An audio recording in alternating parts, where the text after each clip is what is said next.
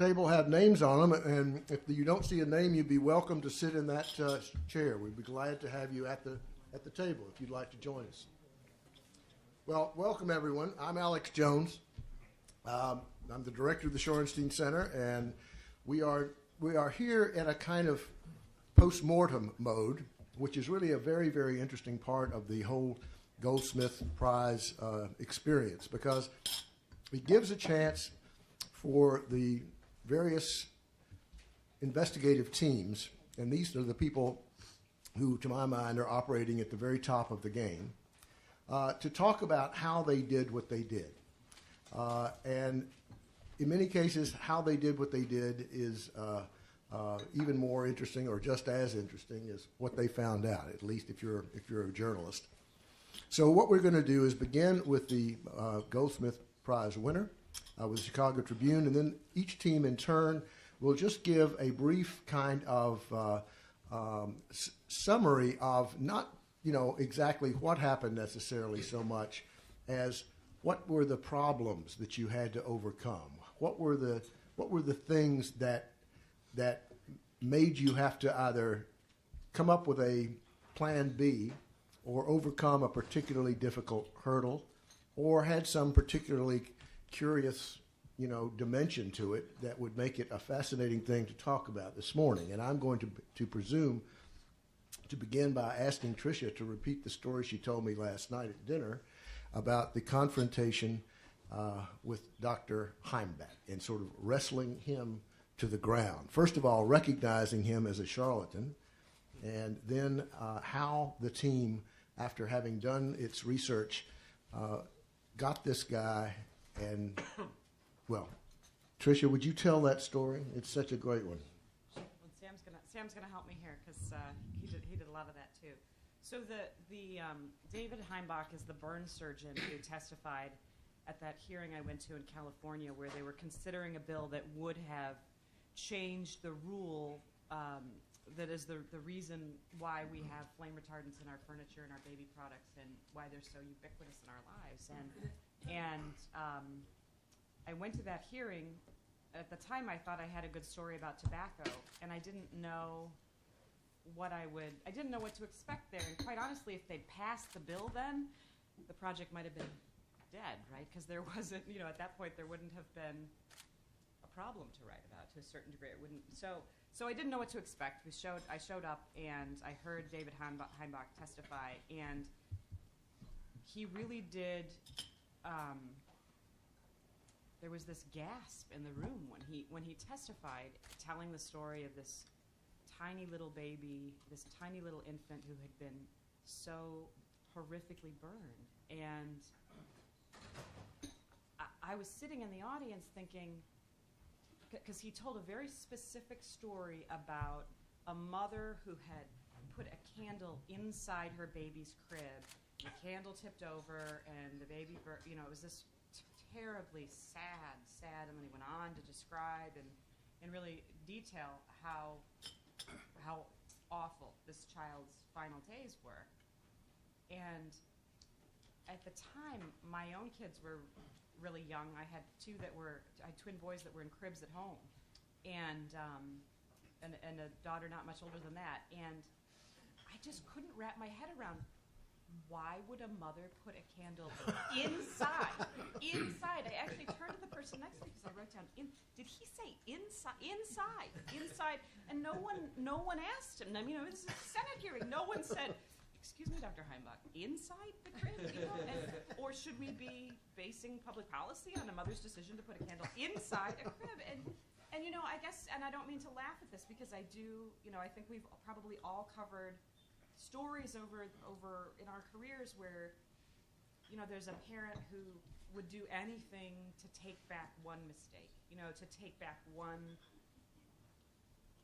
moment that they made, a terrible error in judgment. And so I didn't know at that point that that's what we were talking about or not. But I came back to the office and decided, well, I need to know more about this David Heimbach. Put tobacco aside for a minute and let me figure out.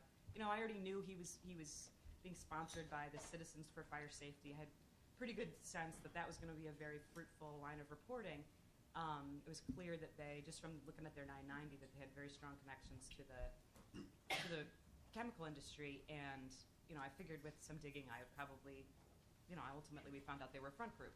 So at that point, I wanted to find out where else has he testified, what else has he said, and sure enough, he had testified in Alaska about a different baby who had been burned, different age, different circumstance. A dog knocked a candle into the crib. And then another time he testified in California, different hearing, and it was mom left a candle beside the crib and left the room for 7 minutes, something like that. I mean, I might be getting the details slightly wrong, but it was definitely mom leaving a candle in the room. And the candle was really important because the test in California that was all up for debate, and that was, the reason why we have flame retardants in our furniture is based on a candle-like flame, holding a candle-like flame to raw foam for 12 seconds. And so the candle was everything to the chemical industry.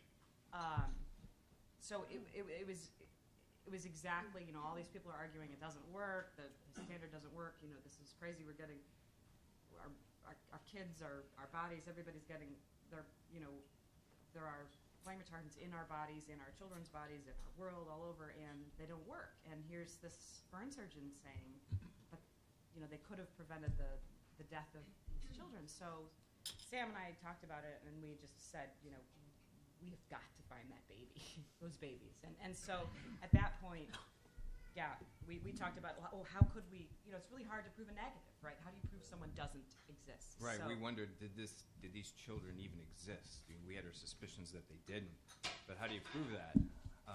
So one of the first things I thought we should probably do is check the rules at his hospital. And if any baby or toddler dies at his hospital, unusual circumstance, and he works in a burn unit, he would have to report that to the county medical examiner's office. There would have to be some kind of paper trail. And so we thought, okay, we can't prove this kid didn't exist, these kids didn't exist, but maybe we can show which kids did exist and see if those children are on that list. So we had the county up in Seattle, King County, run 16 years worth of coroner's records, medical examiner's records of every child under the age of 3, going back 16 years. And lo and behold, when we got the records back, it showed that no, there was no child that matched David Heimbach's descriptions of any of these kids. And so I thought that was really important to know, because once I got him on the phone, you had to sort of anticipate what his responses would be, and how he might be able to try to dance around this. Had he just told me, listen, these kids exist, patient confidentiality, I'm not going to tell you where they live, I'm not going to tell you when they died, but these kids are real. It would have been a tough nut to crack at that point. But one of the first questions out of my mouth, I said, so these children, they died at your hospital, right? You were treating them? Oh, yes. So we established that, and I thought that was really important. And then it sort of backed him into a corner where at the end of the interview, he had to admit, he said, listen, this is anecdotal, okay? What do you want me to say? This is anecdotal, and the principle is more important than the facts. That's what he said, the principle. And I said, what's the principle? He says, the principle is that flame retardants work. And he was being paid, he was a star witness. So. Well, and he also said that I wasn't under oath. Yeah, he says yes, and I wasn't under oath, so what do you want from me? When you asked him whether they were in his hospital, that was a calculated first question? Yes, absolutely. Yeah, I was really... I was holding my breath at that moment. Yeah. It was funny, my wife and I, we were playing video chess late at night, just to kill time, and I was thinking, this is sort of... Interviewing is like a chess match. You got to anticipate moves and stuff, and I felt like if he just said, listen, not going to tell you. It's confidential. Not going to tell you. And Well, he would have been right. We had gone around and around at the hospital at that point, too. I'd been talking to the hospital, and at first it was, we need the name. And because I thought, if they exist, maybe they'd want to talk to me, right? And There were no help. Right? there were no help whatsoever. And, at one point they said he wasn't the treating physician. He couldn't remember her name. I mean, they were dancing around it too, and I honestly don't know what they knew or didn't know, but my feeling about that was typically people who, I've come across, even first responders, firefighters, we knew that if there was a child that we could find, because, or if there were 3 babies in this case, we could find them, because, you know, it seems like most people remember, they have maybe have thousands of cases in their careers. They're going to remember a 6-week-old, 7-week-old baby. It's just a rare thing, and it's so sad that those are cases that I think Dr. are sort of, Heimbach, really stick with someone and he was really symbolic for this whole issue. It really put a face on this issue because flame retardants and the science of flame retardants, this can be really dull topic, right? It's just, it could be really hard to make it accessible to the average reader. But when you have a prominent burn surgeon who is making up, children that died in these horrific fires, that was something that I felt, we felt that it could resonate with people, and it made some sense. So that we felt that was an important. Was there any, I mean, that, for instance, crafting that first question was the, tradecraft, if you will, for investigative reporting. Was there anything else in the investigation that you were particularly proud of, that you either anticipated or had a leap to, that helped advance the story? I mean, I think that I can't say enough great things about the repository of tobacco documents. I mean, those are just a gift to our profession. They really are. They're just amazing. It's as though, the executives from everybody from the CEOs of the cigarette companies down to their secretaries just said, come on in, have a look at my files. I mean, it's really a phenomenal thing. And I think the challenge, the beauty of those is, at the time we were looking, there were 13 million documents. The challenge of it is there are 13 million documents, right? So kind of culling through those and knowing that they are, well, in geek speak, they use OCR technology, optical character recognition technology. So it's a computer looking at it, figuring out what the text is. So it's really imprecise because a lot of these documents are very old and smudgy, and so you're not going to get. It's not LexisNexis. You're not typing in things and all of the documents are coming up. So a lot of that work was figuring out kind of key dates of different things that were happening, and then literally looking through every document on that date. So it was pretty painstaking, I would say. And then I think the challenge there was that I'd find a great document that was really interesting, and it was tantalizing. It didn't have, it wasn't the full picture. You needed to do some I needed to interview people to find out a little bit more, only to find out that every single person on the document was dead. Because, a lot of folks in the tobacco industry smoked.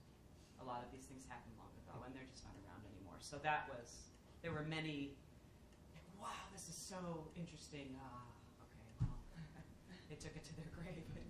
The one thing I'll add is that the flame retardant industry has always said that flame retardants in your homes work well, they save lives, and that's something we had to deal with, because if they do work well and they do save lives, it's much less of a story. It's not a story.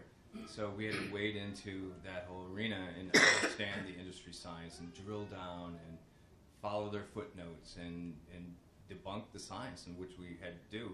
At the end of the day, it took a long time to do. The last 5 months of 2012 I spent working on a single 11-page paper that the industry had done. But if you don't do that, then the industry can just hold this up and say, well, flame retardants work and they save lives. But if you can show that, it's biased science or it's completely flawed, then that argument goes away. And we did that time and time again. It was like, talk about whack-a-mole. They would come up with a scientific study we'd knock down. They'd say, but yes, we have this one over here. And you'd knock that one down. So one of the challenges of journalists is that, how much time and effort do you have to continually knock down these scientific studies, because they'll keep popping up. Because the industry has so much at stake. I'm assuming the industry is not taking this lying down. So how is that going? I mean, are they in defensive mode? Are they hoping that this will be a moment that simply passes? Do they? I think they're wounded a bit, but they're not dead. I mean, they make a lot of money, so they're going to keep coming up with scientific studies. They're going to try to create as much scientific doubt as possible, which is a hallmark of some of these industry tactics. And we're just going to have to, I guess, keep following them and keep at it. Can I ask a question? Why did you decide to focus on this in the first place? What brought you to this story? You know, we were actually looking at a story on something completely different, on pesticides. And I usually at the end of an interview will ask, you know, so what didn't I ask you? Right? What should I have asked you that I forgot or that I didn't think of? And nearly everybody I talked to said, what you really should be looking at is flame retardants. What you really should be looking at is flame. I mean, it's over and over and over again. And so finally I was like, okay, well, maybe we should look at flame retardants. I mean, it was, but part of me thought, yeah, but flame retardants, I mean, who doesn't have a fear of fire, right? I mean, if they work, then perhaps the trade-off of, you know, maybe it's not such a bad thing, right? If they're protecting us on a regular basis from fire. And early on, in just, you know, the very early rounds where I thought, okay, well, I should at least understand flame retardants. A couple people said, but yes, of course you have a fear of fire, everybody does, but they don't work. And I said, well, yeah, they don't work. How do you know that? How do you know that? Well, you need to talk to this scientist who is sort of held up as the preeminent fire scientist in the country. He'll tell you that they don't work. So we actually went to the chemical industry early on and said, okay, send me everything you've got that tells me flame retardants work. How do you know they work? And we kind of, you know, it's a little unusual for me in that we went to the front door saying, all right, I'll read everything you send me. And I mean, it was Sam and Mike and I had these conversations, and they sent me, they sent Sam one study from 1988 that showed flame retardants work. And interestingly enough, the lead author on that paper was the guy that people had told me to call. The same scientist who was going to tell me that flame retardants didn't work. So I called him really early on and said, but, you know, tell me what's it. You're being held up as proof that flame retardants work. And he said,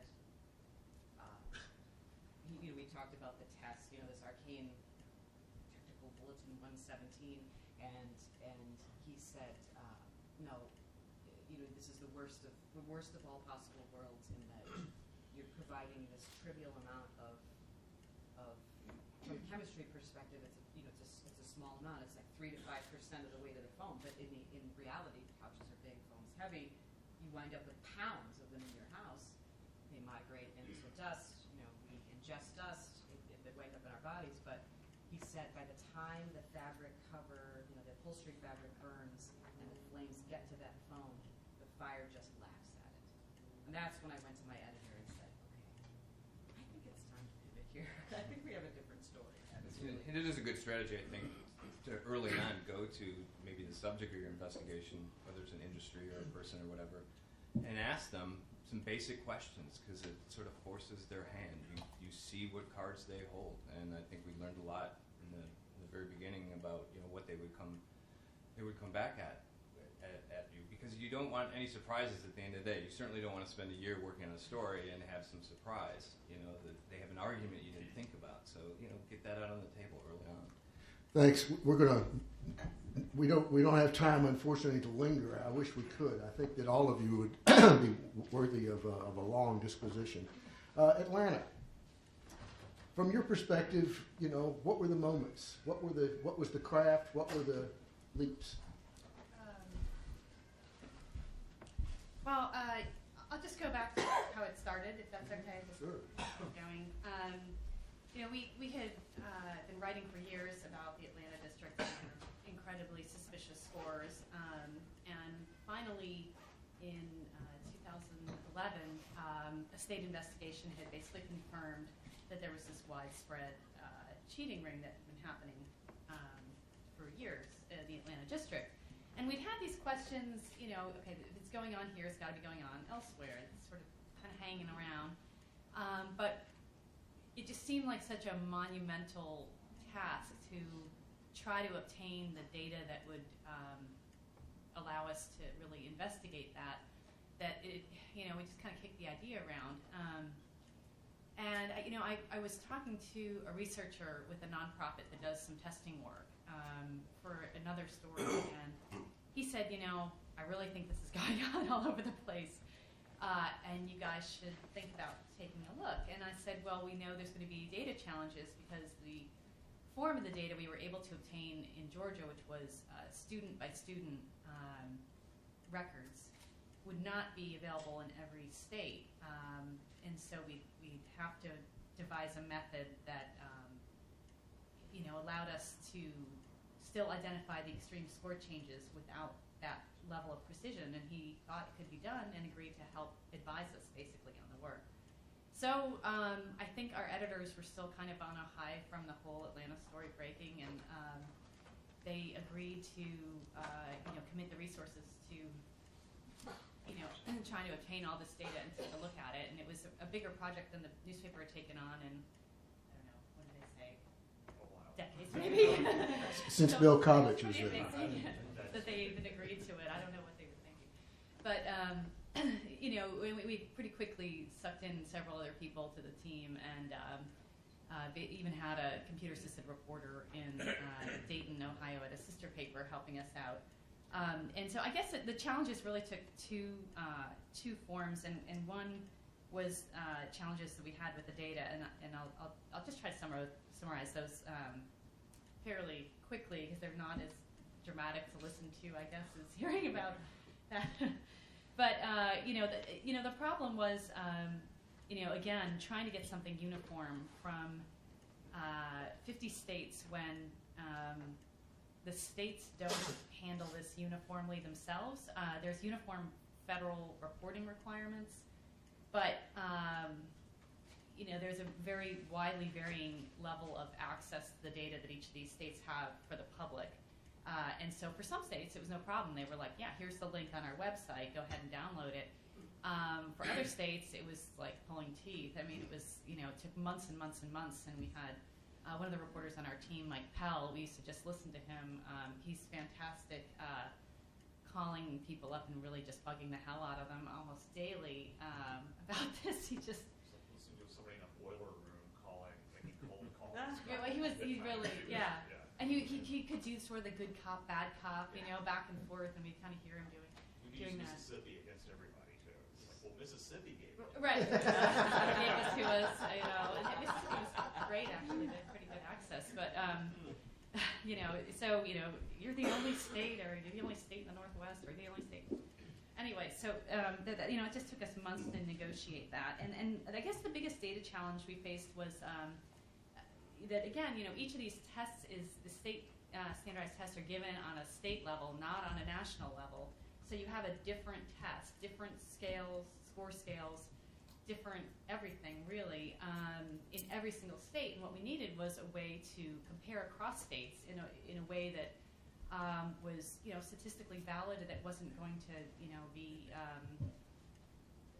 really picked apart by statisticians as soon as we published. We wanted to do this in as, sort of do it as closely to how an academic researcher would do it as we possibly could. And so, our data analyst, John Perry, basically what we did is we analyzed each data set in each state separately, and we were all, using this computer software to do these regressions, sort of just hour after hour after hour after hour for weeks and weeks and months.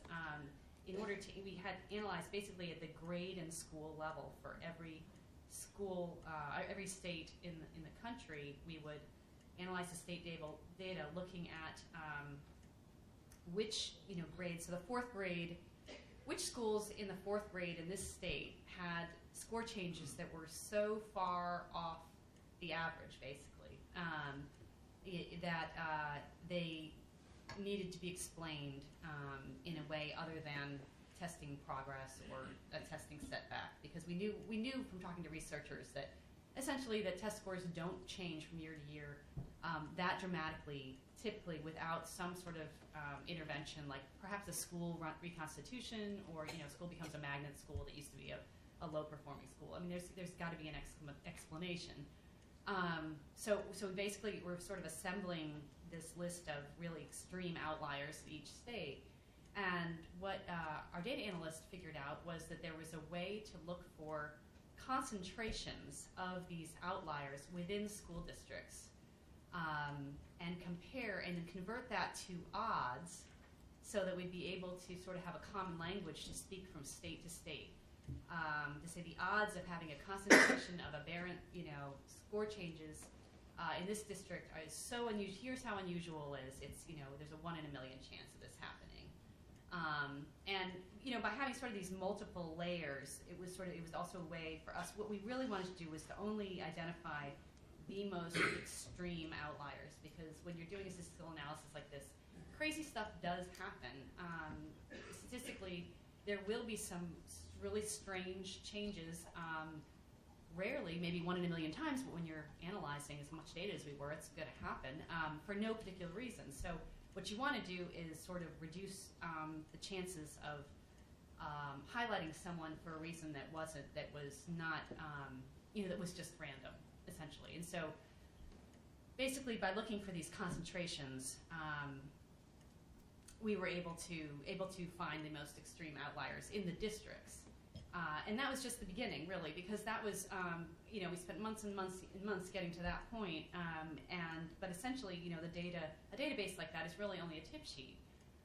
It sort of tells you where to focus. And that was when we had to start calling people and saying, what explains this? Explain to me why this happened. What are we looking at here? And a lot of the times, I think a lot of the districts and the schools really resent the question. And the danger with that is that they can resent the question even if there was nothing wrong going on. So you've got to figure out a really sort of talk people into talking to you. How did you explain what you were doing? You're not the school board. I don't know if I'm even doing that right now. So. No, I mean, you call and say, we're the Atlanta Journal-Constitution, and we are doing a study, we're doing an investigation, and we are doing... Yeah, I mean, we tend not to use the word investigation, I think, and something like that. We're gathering information. It's so loaded. But, I mean, people knew what happened in Atlanta, and so I think when they saw us coming, they knew what we were looking at, and we were open about that. But we really did, when people didn't, especially if there were some instances, usually we would identify districts because a concentration is, it's much, you're not going to have all the schools reconstitute in a district, or you're not going to have something that affects district-wide. The chances of there being a real explanation other than cheating are, infinitesimal when you're at that bigger level. But occasionally we did identify schools, in particular when we were looking at the Blue Ribbon Award, the federal award for rapid test score gains.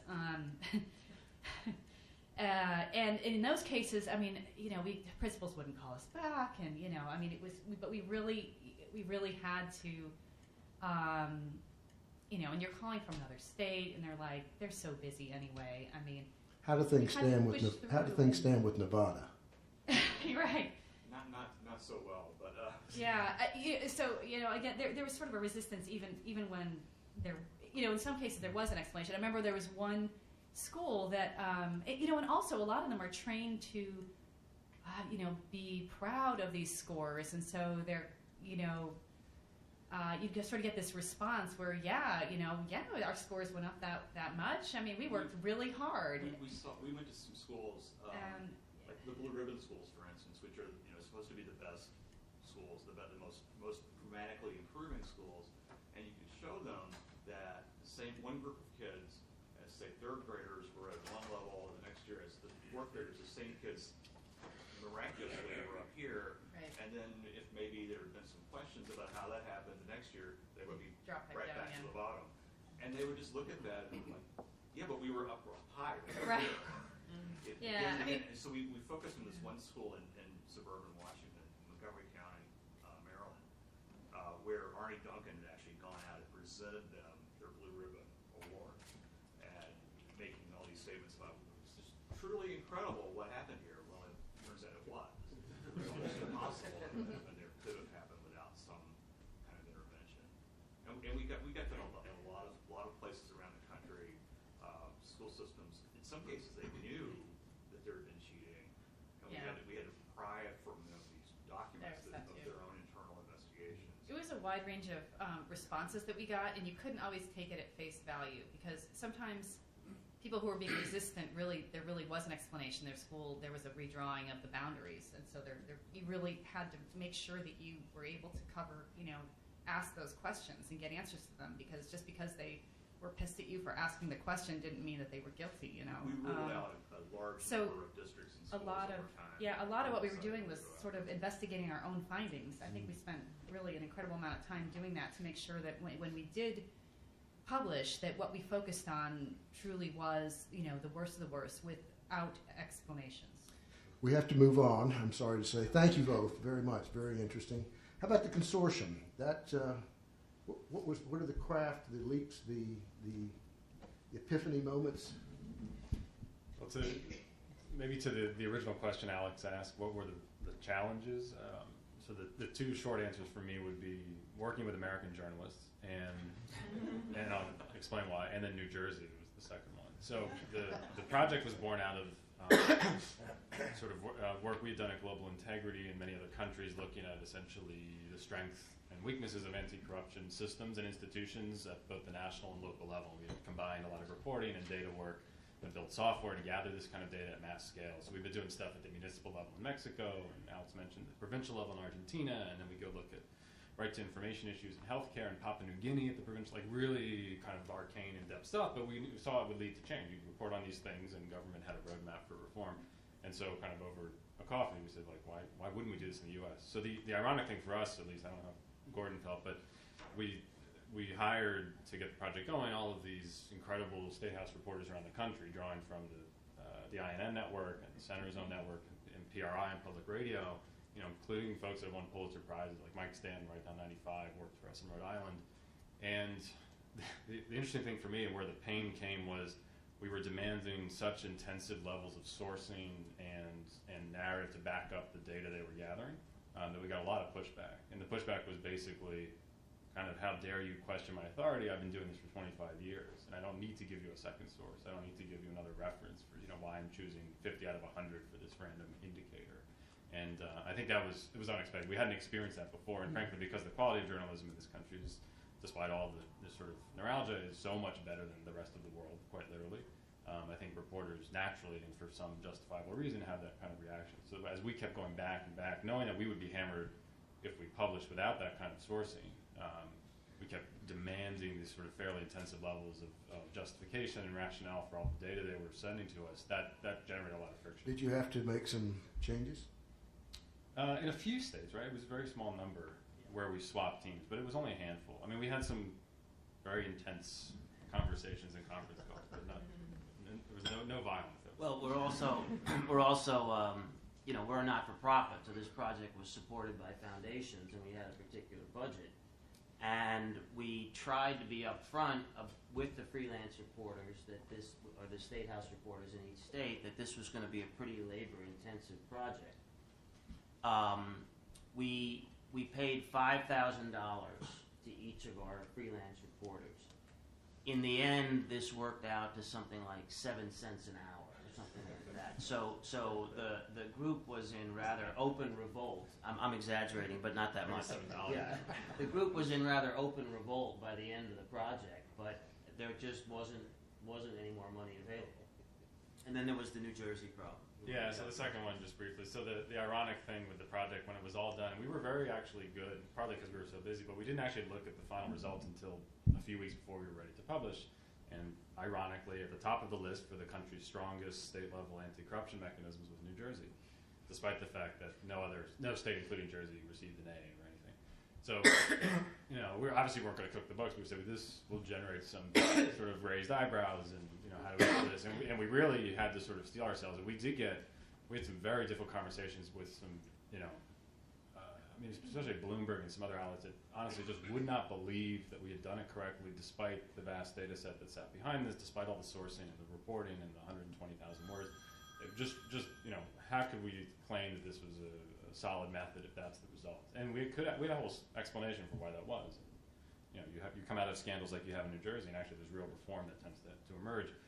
So that was unexpected. Frankly, had any of the other 49 states been at the top of the list, we would have avoided a huge amount of intense suffering in the first few weeks of that launch. So that was, you know, it couldn't have been avoided, but it was certainly a surprise barrier. How much suffering came with the states that you gave Fs to? Well, I think we got a fair amount of pushback, but the beauty, I think, of the way we did it is that primarily in the first phase, Nathaniel and Caitlin Ginley on our team, who's sitting in the front row here, the first phase of the project was to spend about 6 months interviewing something like 75 to 100 experts in state government to determine exactly what it was we were going to be looking at. And what emerged from that was a list of 330 different questions. And the beauty of the questions was this was all objectifiable data, i.e., do you put do your state legislators have to disclose their outside financial interests? It's a yes or a no. Is that information put online for anyone to see? It's a yes or a no. And each one of these 330 questions was a yes or a no. So there wasn't a lot of, we felt, wiggle room with which to quibble with the conclusions. And we made after some internal angst, we made a decision to put all the questions, all the documentation, even all the reporters' notes online, publicly available, because we felt it was so important to have this be transparent. I mean, we're the Center for Public Integrity. We're supposed to be about transparency. I see the founder, Chuck Lewis, is nodding there in the front row. But so it made it objectifiable. And then the other thing, which we wanted to do from the beginning, but journalistically you also have some trouble with, is this idea of rankings. And the idea there was to make it more interesting and accessible to an average person. I mean, the fact is, let's be honest, most of us, if you went to your managing editor and said, look, I have a great idea, we're going to spend a year and a half looking at the accountability of state government, what do you think? The answer would be, get out of my office. So we had to have foundations behind it, and then we had to find a way to make this accessible and interesting. And we wanted it to get attention on its own for what we thought were strong conclusions. But I think it's a fact that Americans love rankings. They love top 10 lists. You go on any media now, it's just everything's top 10 this, top 10 that. And that's the way to get people's attention. I hesitate to mention this, but I spent 26 years as a writer and editor at U.S. News and World Report, which is, of course, the bane of higher education's existence for its college and grad school rankings. But that doesn't apply to Harvard. Yes, of course. But it gets attention. And the fact is that we've been very pleased that many states, but particularly those that got Fs, that got coverage from every outlet in the state. There was a level of outrage, shame, etc., that has resulted in many of those states, including states that didn't do well, like Georgia, Florida, South Carolina.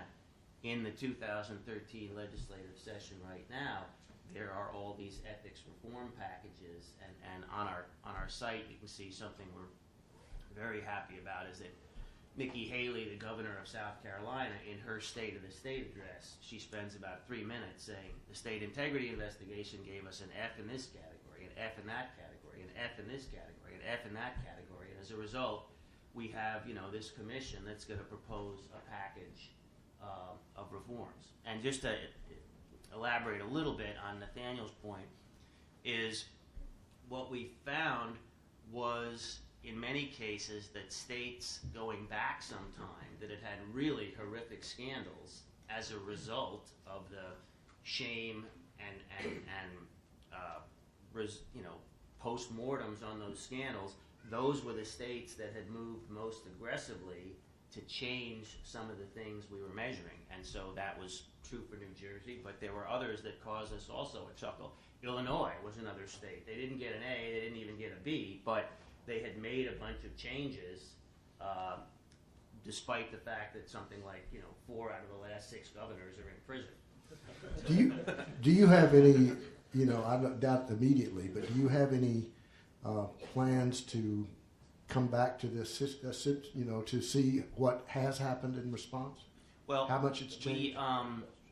We got some follow-up funding, and since the project has come out, it came out last March, we have had enough funding to employ a very talented young reporter, Nick Kuznets, halftime to track exactly what's going on. And so since the original project, we've done a whole run of stories looking at what's going on to change things. And if you look at the site, which is State Integrity Investigation, as a reform page which tracks all the states that are making changes. And the other thing we've tried to do is, with this huge vat of data, we've tried to look at the data sort of across themes and do, I think up to now, about a half dozen what I call kind of thematic investigative stories, where we look at problems that cropped up in state after state after state. We've done one on state ethics commissions, one on open records laws, one on redistricting, one on the revolving door, and we're preparing another that we hope to come out in about a week, which looks at the many ethical problems and conflicts of interest inherent in a part-time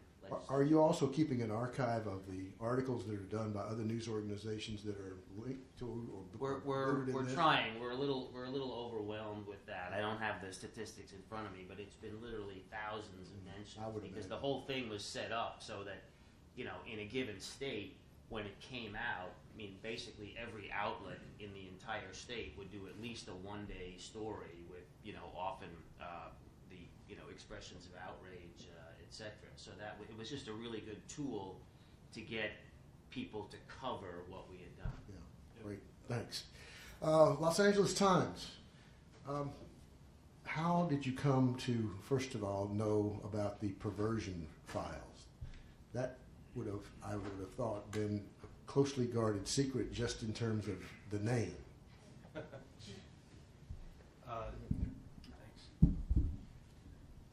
The existence of the files was known and had been reported on, but the files themselves hadn't been released. And as we learned about the files, we knew about an ongoing lawsuit in Oregon. The New York Times, the AP, the Oregonian were all suing to get access to a big chunk of these files. But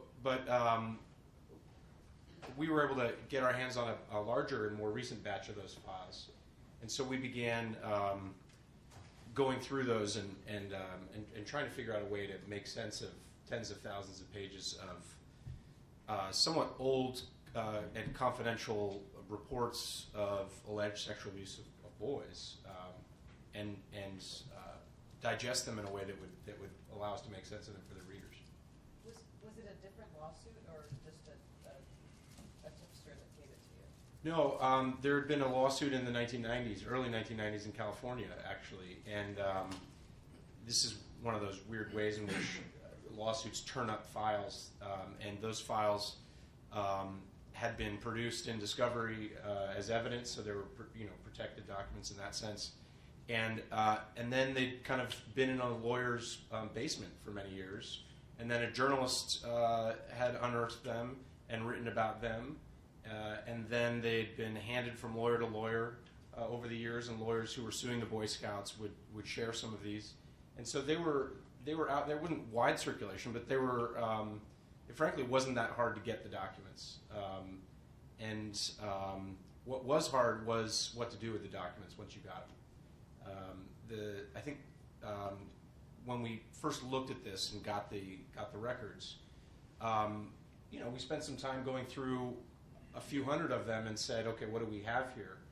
And then we had a serious meeting with our editors and Julie Marquis and more senior editors at the paper, saying, if we're going to go through this and do this in a comprehensive way, it's going to require at least a year, and probably several people helping out to sit down and try to read each of those pages and really get to the bottom of each story and to try to make sense of it was a huge commitment. So we talked about, well, could we just take a sampling, and could we write a few stories without doing the full? And we realized that you really couldn't. First of all, these documents hadn't been released publicly before. We didn't know what secrets might be hidden in those, and so we felt like there's an obligation to go through all of them. And so when we took that on, then it became a matter of kind of trying to systematize our work, and as kind of I think a lot of us do these days, build a database that could try to capture what was ultimately uneven, sometimes incomplete, anecdotal, kind of very uneven information in these files about what had happened, and make that into, systematize that in some way that you could come, write an authoritative story at the end of the process that would say, this is what we found, while also kind of acknowledging the limits of the information. So not included in a lot of these files was any information about whether, what the outcome of any lawsuits had been that had resulted from the abuse allegations, whether there had been criminal convictions. I mean, there's a lot of missing information. Another issue that we wrestled with from the beginning was how much of these files should we release? We felt that it was important to get this information out there. The Boy Scouts had been hiding this information both from parents, from the rest of the scouting community, and certainly from law enforcement for decades, really for a century. And so our whole motive here was to get it out. At the same time, the documents were full of very sensitive, detailed accounts, sometimes handwritten accounts by 10-year-old boys about the abuse they had suffered. And so not the kind of information you want to kind of recklessly dump on the internet. So we wrestled with that for a long time, and we actually went through and kind of reviewed all the documents, Kim and I and a team of other people. And it was only after having done that review that we kind of decided, okay, we do want to publish not just a database with summary findings, but actually the underlying files. We should get those out. And so at that point, we had to go back through 35,000 pages and redact page by page any information, not just names of victims, but any information that kind of could be constructed to identify a victim. So any addresses, any phone numbers, there's police reports in there. So the redaction process, which was very necessary, took a really long time and a big team of people. Two of the finalists are from newspapers owned by the Tribune Company, which is having great financial problems, and both of these newspapers are perceived to have, a lot of pressure on them, financial pressure. How difficult was it to sell your editors, and this goes for the Chicago Tribune too, on a long commitment to a national story that had, relevance to your local situation, but no real necessarily close hook? How hard is it in the environment we're in now to get something like that done? And for instance, do you have another one cooking? Well, I think it was a little difficult to sell it. We had done one story on a particular case a year ago, which sort of led to getting into all of the files, and to go through the files definitively takes a lot of time. And as time goes by, there were people higher up the food chain than our editor who were, what are you guys doing? Why is this taking so long? Why can't you just grab a couple of stories out of here, write about them, And go back to work. Go back to work. As we actually came up with some findings of trends of cover-up and started rolling out stories, I think it became a little easier to sell it internally. And then when some of those stories got a lot of attention, then it was, hey, this was a great idea. But I mean, one of the other challenges of doing this particular story is that we were dealing with old material, and in addition to just analyzing the files, we wanted to pick, some particular cases to write about them more fully that got at some of these themes. For example, the Scouts, oftentimes when they catch somebody abusing kids, they would just let them resign. And so we were looking for specific cases, and in many cases we're dealing with 35-year-old files. But there was one case that we found where 5 boys in Pennsylvania had written very detailed descriptions of how their scout leader, who was a local drug and alcohol counselor who had met some of their parents through his work and had come to know them through that, how he had raped some of them, pretty brutal stuff. And we thought, well, this might be a good one to take a look at, because it turned out that the scout leader had gone on to be fairly prominent in academia. He was an assistant professor at Pitt, and a very prominent guy in AIDS research. So to do that story, we ended up going to Pennsylvania and basically just, knocking on people's doors. And, it took a pretty good commitment from the paper to let us do it. And in the end, we found two of the victims whose recollections of what had happened to them 35 years ago were still crystal clear, and they had never discussed it with anybody. One guy had been married for 22 years and hadn't told his wife until Kim showed up at his door. Really? yeah. So Did you guys have trouble selling? No, not at all. I mean, I think it's really surprising, given all of the stuff that's been written about Tribune Company and Chicago Tribune in particular. Is we feel really, really, really lucky in that despite all of the turmoil at the company and the exodus at the paper, the editor, Jerry Kern and Jane Hurt, the editors in charge, and Current Issue, who's right up there, and George Papajan, our editor, they were incredibly supportive from the get-go, and the paper, I mean, the editors have kind of made investigative and local reporting, that's their focus of the paper now. We don't, the LA Times does our national and international reporting now. And and the paper's taken a lot of heat from it, understandably so. But they've made, they have decided that this is what, with finite resources, this is what we're going to do. So our investigative team has actually grown during the entire time. I mean, we wrote this whole project, all the reporting on it was when we were in Chapter 11. And while we were in Chapter 11, the investigative team grew.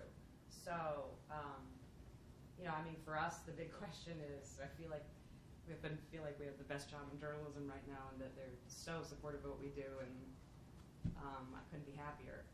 The big question is, we're on the block again. We're not in bankruptcy anymore, and we're up for sale. And what will the priorities of the next, whoever owns us next? That's the big. That's the thing that keeps me up at night. Is there an LA Times version of that? Of that story? Yeah. Anxiety and that. Yeah, I mean, we're in the exact same situation. I mean, we're for sale, and there are various billionaires expressing interest in us, and all of them are known as meddlers. So yeah, there's some anxiety about what'll happen and what impact that'll have. I think I agree with Patricia that kind of throughout the bankruptcy's in some ways been lovely, because it's been this kind of umbrella. There's been a lot of awful stuff that's happened during it, layoffs, but in a way, it's allowed us to focus on the work, and so throughout the bankruptcy, I think we just kept doing our jobs, and the questions and pushback that we got, I think, were journalistic, not economic, and that's expected. But yeah, so I think we are facing all the same questions about who will be our next owner and what will their commitment be to this type of work, and particularly if we go from this kind of absentee owner in Chicago, far away, who doesn't particularly care about LA and what happens in California, and doesn't have vested interest there.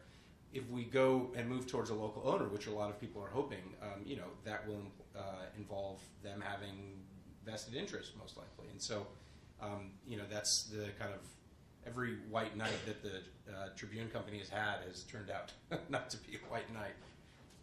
So I think that's something, we're all waiting to see what happens. Let me move on to the e-economy. Who posed that question that sort of got the investigation off the dime, or was that more apocryphal than real? It was real. It was a question that I had. And I'll kind of just talk quickly and then turn it over to Charles, because Charles and I have worked together for 5 or 6 years now, and you know, when you have that kind of relationship, you know, that's one of the things I think that's really neat, that you can develop that, and I'm sure just about everybody on this panel probably has worked with the editors that they've worked with and reporters together, and that collaboration often is what leads to great journalism.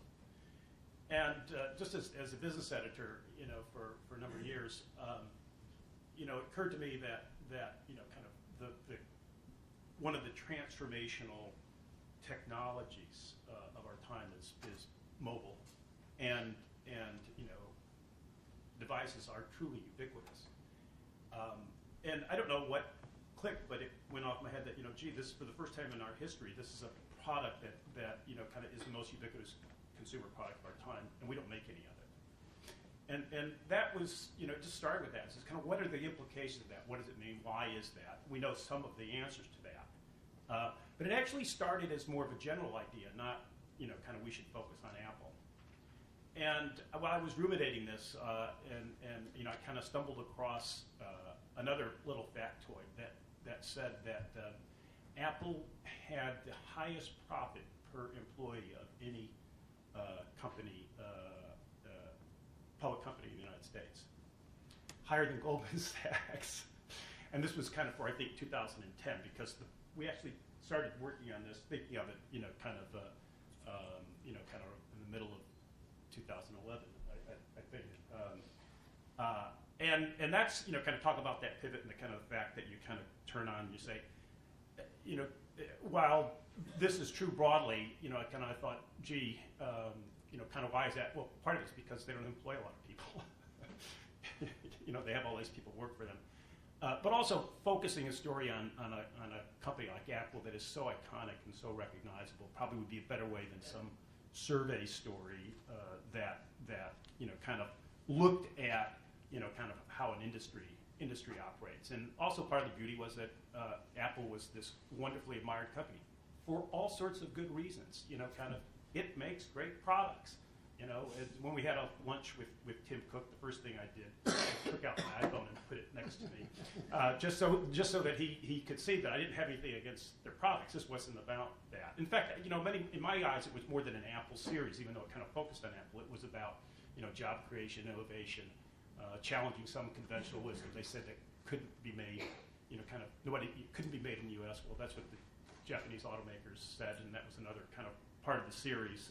In fact, you could make it in the U.S. if there was the will. But I kind of sat down with Charles. I didn't have 10 ideas. I had just this kind of idea. I said, let's start talking about this, and, you know, kind of tell me, you know, kind of how would we approach this, and what would we do? And I had just come off of a book leave. I had written a book, and carried away from writing that book a kind of profound insight, which is that, but historically I have felt that newspaper writing should inform and then educate, and that book writing should educate and then inform, and that magazine articles fall somewhere within that spectrum. I now feel very strongly that, given the challenges facing the industry and how people consume media, that newspapers, much like books, should at least educate and inform at the same time, and apply the same level of priority to both of those goals. And so one of the goals that I had when Larry and I first sat down when I came back from book leave was, I knew that I was going to do another series, because I enjoyed doing series at the paper, was that I wanted to write a series where every article was an article that A, was enormously scene and narrative driven, and B, was an article that I would read if I hadn't written it. And we've done some great series, but some of the articles in the series that I've written were articles that I probably would not have read if I hadn't written them, at least read all the way through. And what attracted me to this, particularly Larry's idea of looking at this, was that, first of all, Apple is something that everyone wants to learn about, right? There's a fascination with it. B, the stories are inherently narrative, because we're living through a period when the tech world is a narrative world. It's such a young world. Things are happening so quickly that it has a beginning, a middle, and an end that you can describe. And equally, I wanted to write about something that was a metaphor, that dealt with the metaphors of how we discuss capitalism and how we discuss power in this country. And Apple, right now we are living in a time of competing metaphors, particularly in the absence of a credible alternative to democracy or a credible alternative to capitalism. The metaphors have become dominant in how we discuss the problems of our time, and challenging and interrogating one of the greatest metaphors, that Apple is this fountain of innovation and a great thing for the nation and embodies what is good about this nation. Which it does in a lot of Which ways. it does, and absolutely does, right? And has been an incredibly powerful driver of But that was only one innovation. part of the narrative. But that's one part of the narrative, and that is the part that is usually focused on. And as we all know in this room, every narrative has multiple facets, and the opportunity to illuminate for readers in a way why they should think about the product in their pocket at least a little bit differently, even if they keep it in their pocket and love it in their pocket, seemed like a powerful opportunity. And the other thing I would say is that it's good to have a discussion early on in a story, a series like this, and I think that all of us did, kind of is it worth devoting the time to it. And I wouldn't say that we had a lot of pushback, but there was a little bit like, Apple, you guys are gonna, they're like wonderful, right? Really, and because everybody kind of has their products. And it was just, yes, we agree that, but that's part of the reason actually we want to focus on them. That is because people have this, kind of image, and a lot of it's right, but there's a lot more to it that people don't know. And then, the other thing was, well, gee, yeah, don't we know that electronics are made overseas? And it was, yeah, but we're going to tell you kind of something about that, and, kind of maybe, examine it, and also examine conventional wisdom about whether that has to be like forevermore. Was there any attraction to the story because of the cult of secrecy around Apple? I don't think it was. No, if anything, that made it just incredibly more difficult to report. The links that we had. Was Charles' problem. Yeah, the lengths of source development we had to go to was more extreme than anything else I've ever We'll talk about that a little bit, Charles, would you? Sure. For those of you who don't know, Apple is incredibly secretive. It's a core part of their DNA. It's considered radically inappropriate to ask someone you have lunch with every day, if you're an Apple employee, what they're working on, or to have any idea, except for your team, what other people are working on. Very frequently, people are hired into positions where they don't know what they will be working on when they are hired, and that creates a culture of secrecy that's very hard to pierce. Basically, I did the same thing that all of us do. We just had to do it at a greater scale, where we just called hundreds and hundreds of people and said, I know you used to work for Apple, or that you currently work for Apple. Would you mind? Can I ask you a couple of questions? And under the law of big numbers, if you get that big number big enough, you find enough people who say yes, for whatever reason they wish. I will say that I actually think that the secrecy was not attractive at all. The opportunity to go to look at a company where there is a legitimate criticism that the press is too fawning in its coverage was, I think, attractive. Right?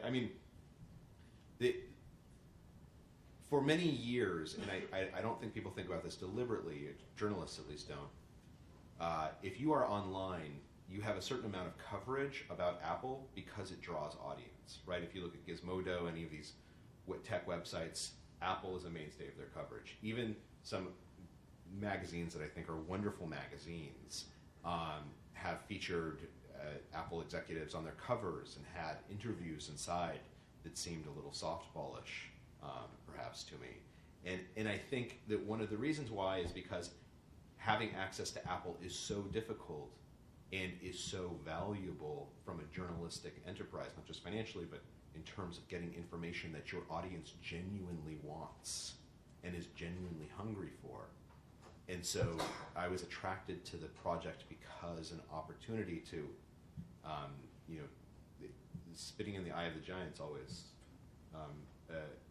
a valuable exercise, and I think within American capitalism, we certainly didn't, we tried to spit in the eye, we were respectful, and we tried to essentially do our job, but Apple is important in a way that other companies and other tech companies isn't. Here's a bit of craft for you and for everybody else on this panel.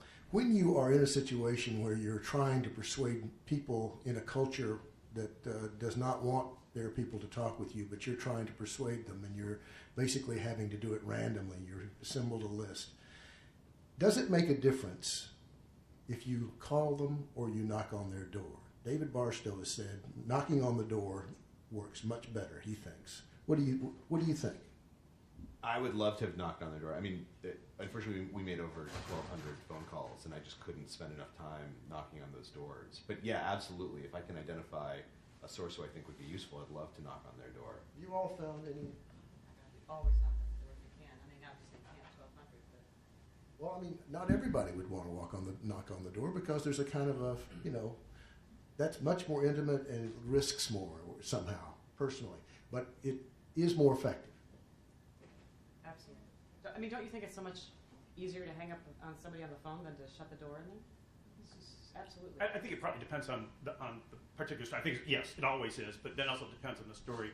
And some of the stories that we're talking about here, kind of individual sources were much more important. There wasn't like any key source that they have to have in these particular cases, whereas I think some stories hinge on kind of getting that person to talk, and going in person often, kind of is the way to get it. So, Charles, what would you're on the phone, you're dialing somebody's number, you don't know them from Adam, and you hope they're going to talk to you. What do you say to them? And let me apologize in advance. I actually have to leave a little bit early because my flight is early, so if I stand up, it's not because I don't want to hear David speak. I actually desperately love to hear David speak. So this is what I do. I call them up. I basically have this kind of theory, which hopefully I'm not giving away too much tradecraft. I'm sure everyone does something similar, where my goal is to convince them that I am not particularly intelligent or threatening, and that we can have a casual conversation. Because the truth of the matter is, I don't usually know the right question to ask, right? What I'm trying to do is I'm trying to get them to think for me. I'm trying to trick them into doing the thinking for me and figure out what question I should ask them. So I ask these very, kind of frustrating questions, like, I don't actually really even know what to ask you. I'm kind of interested in patents, but I just don't know enough about it to even know what question I should ask you. What would you ask you if I had called you? I mean, but literally, I'll say that, and very often the person at the other end of the phone is so flattered that they're getting a call from a New York Times reporter, and that I clearly don't seem to be able to tie my shoes, and they say, well, what I would ask me about is like this meeting that we had, like this thing happened once, and then I always say, I want you to know the New York Times takes our commitment to confidentiality very, very seriously, and people have gone to prison in the past to protect their sources, and we need to have a conversation about what confidentiality means and the promises I'm making to you. But I think it's the same thing we just do it intuitively, right? To sort of put someone at ease. And then I find that there's two stages to it. There's first of all, or there's two types of people. There's the person who will basically, like, you pick up the phone and they're like, oh my gosh, let me tell you everything. And you had no idea why they're telling you this, but you're enormously thankful. And then there's the type of person who, like, kind of just has a chat with you, and then 3 months later, you're sitting in a bar and they say something and they don't understand the significance of what they just said at all. And that becomes the lead of your story. It's a what we do is fundamentally has, sort of this Janet Malcolmish approach that our duty is not to our sources, our duty is to our readers. And I think that the source management as a result is a complicated one, but one that becomes very intuitive, and I think one that we don't need to spend a lot of time angsting over, because we understand how to do our job in an ethical and a productive way. Would you repeat what you told me last night about the role the Goldsmith Awards played in your career? Yeah, I'll mention. So this is actually the reason the ceremony is actually kind of very meaningful to me, because I was a student at the business school, and I was trying to decide whether to go into private equity or into journalism. And I was clearly going to go. Increasingly, they're the same. Exactly right. I was thinking, how can I maximize my paycheck? Journalism is the way to go.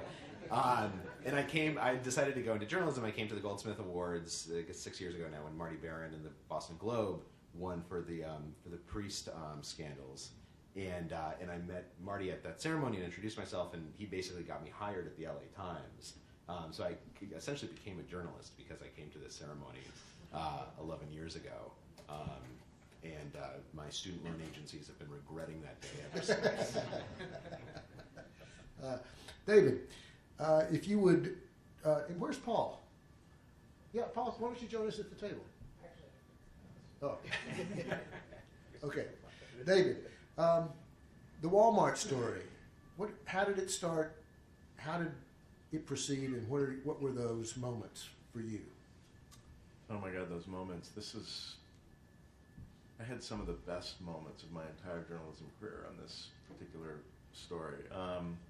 I mean, it began with a tip that was sort of came to me, and it was basically a few pages of internal Walmart documents. And I took a look at these documents, and basically what they suggested was that, a number of years ago, back in 2005, a guy who had used to be sort of the key guy in terms of obtaining permits, zoning permits, building permits, etc., for all Walmart stores in all of Mexico, had come forward to Walmart's leaders in Bentonville, and said, hey, guess what? We've been paying bribes on this sort of systematic basis. And that's sort of all that was sort of in these documents. This guy had come forward and had made some really specific allegations about wrongdoing by Walmart to Mexico, and that was sort of it, okay? And I looked at this and I thought, wow, I'm probably like the least equipped reporter in the world to go after this story. I have never written a single story about Walmart. I know nothing about Mexico. I had been there once in like 20 years ago for an afternoon, and I don't speak a lick of Spanish. And yet there was something about the specificity of.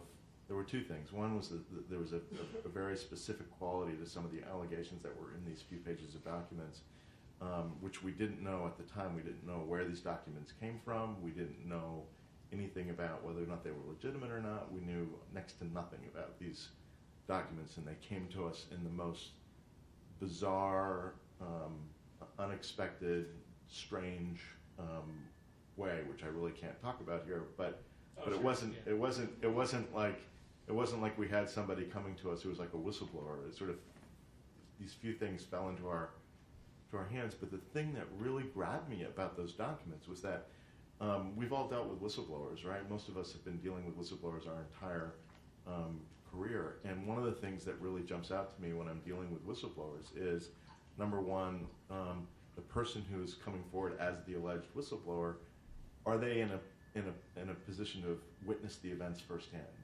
And this guy clearly was. Secondly, anytime a whistleblower is implicating themselves in the wrongdoing, that's an interesting moment for me. And then third is just from knowing enough about the way allegations like this will ripple through a corporate structure. You have to know that something like this is going to trigger some kind of significant reaction within any major corporation in America. And so I felt really intrigued to try to figure out what happened, what was the end of the story here.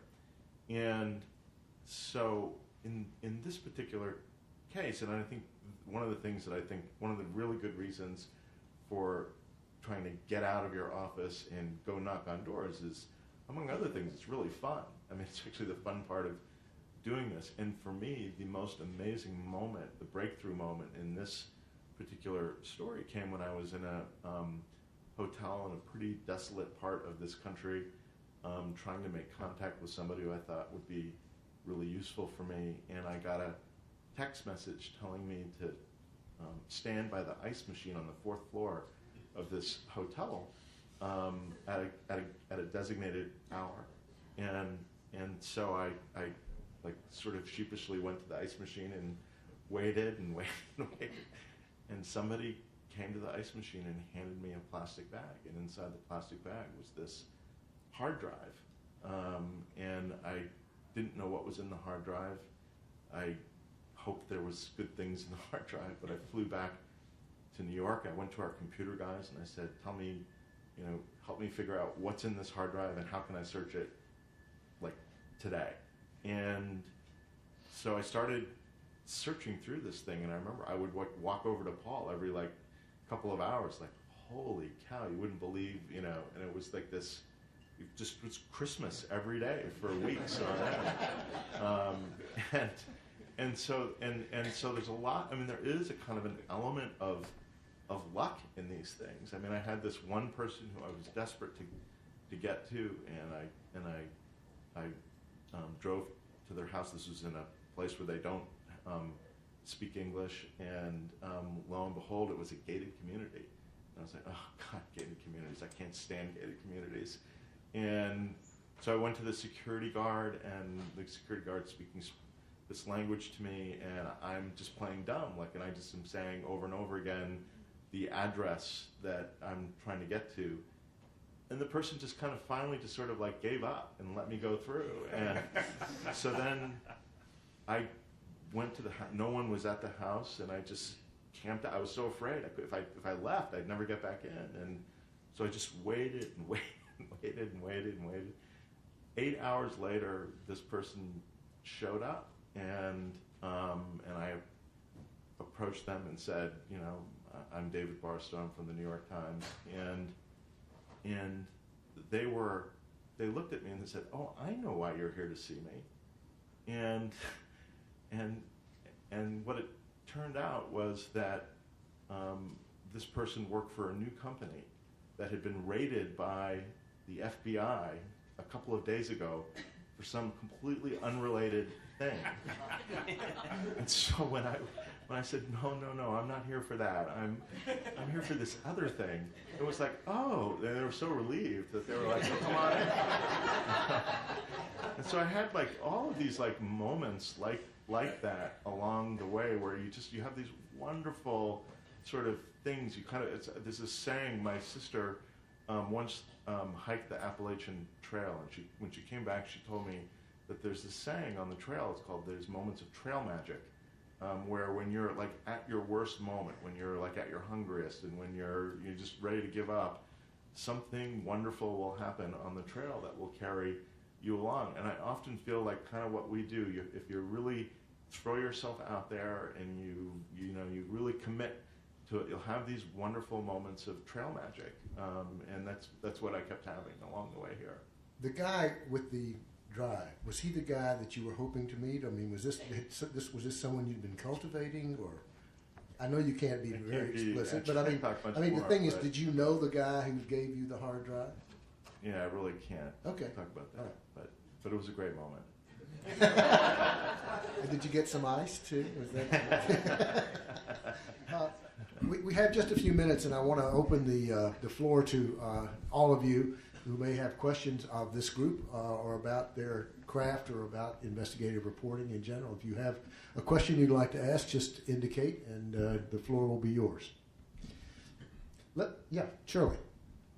Yes, could I just ask the New York Times, particularly the tax, the reason that they were avoiding tax, was that, did you stumble on that by accident, or was that part of your whole, because it's so, hear you from the poor workers in China, and also the people getting paid selling the products, and then also this much larger thing of the efforts they went to reduce their tax. Did that happen accidentally, or were you on that from the beginning? Again, this is a slightly different series, I think, than some of the other series and that's one of the neat things about this awards is the range of stuff, I think. In that first conversation that we had with that I had with Charles, we probably envisioned 3 or 4 stories, much more focused around jobs, manufacturing, and the way they operated that way.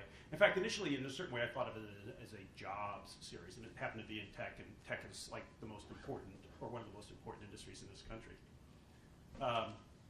But as with any kind of good collaborative effort in a newsroom, and you're sitting around and you do a couple of stories and you start thinking what does this suggest broadly about kind of the way this thing that we're looking at works and doesn't work, I think that early on we had a pretty good idea that we wanted to do something about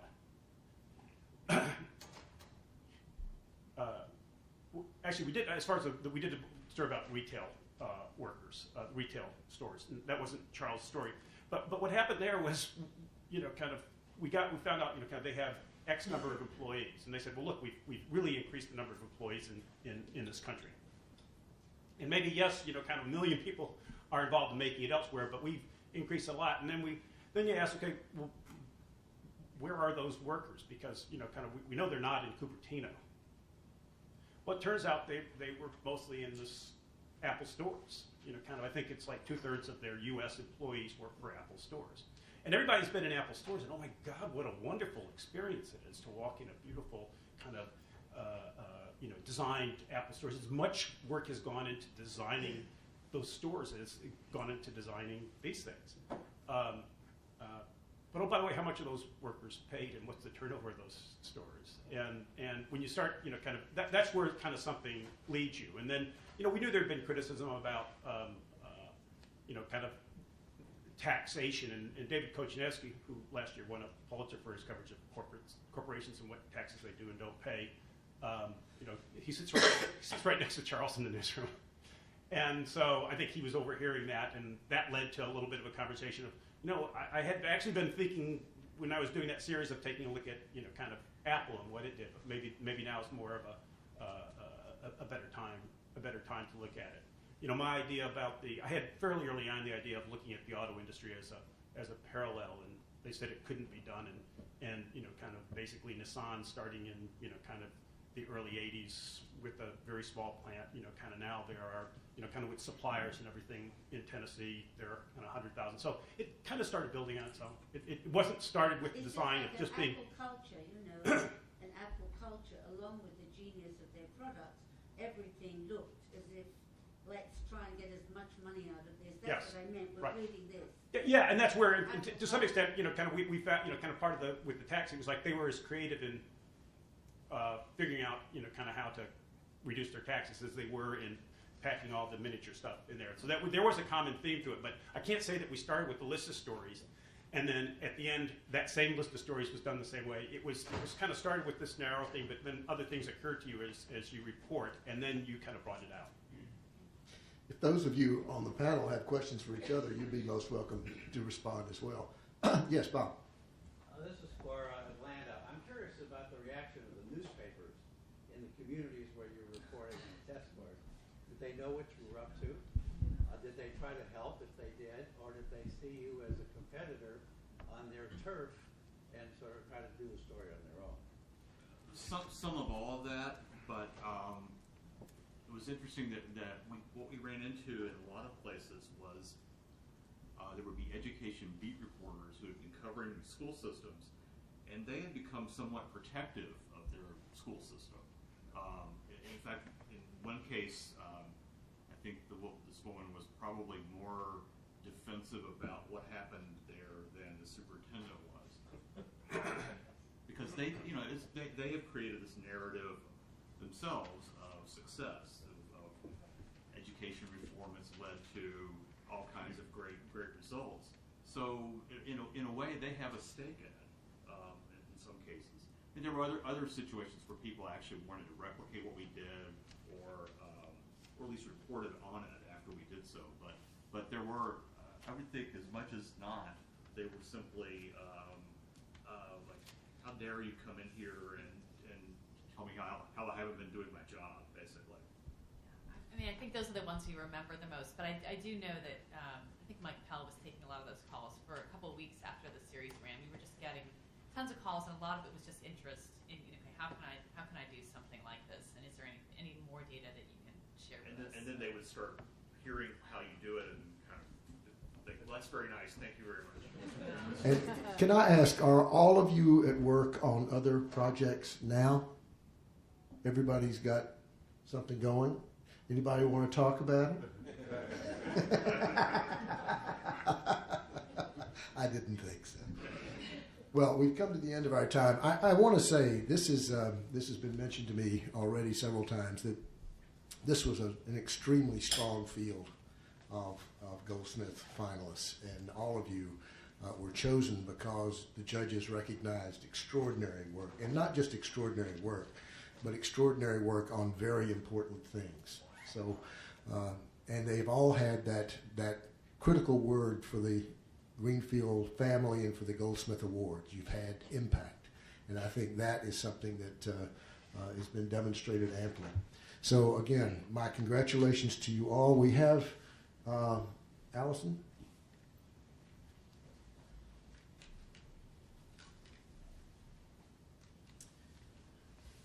We try to make these look as much like Harvard degrees as we possibly can. So when I call your name, if you would just come forward and let us present you this. And there is, as you know, money attached, and you will get that too. Alan Judd. And Heather Vogel.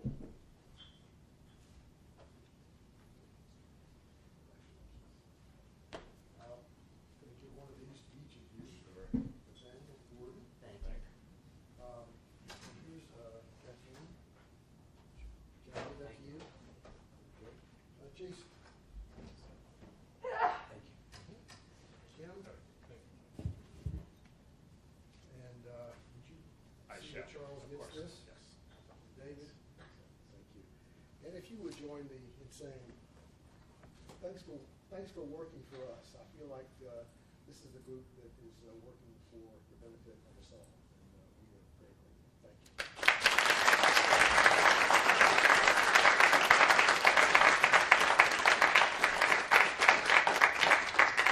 And thank you all for being with us. Thank you.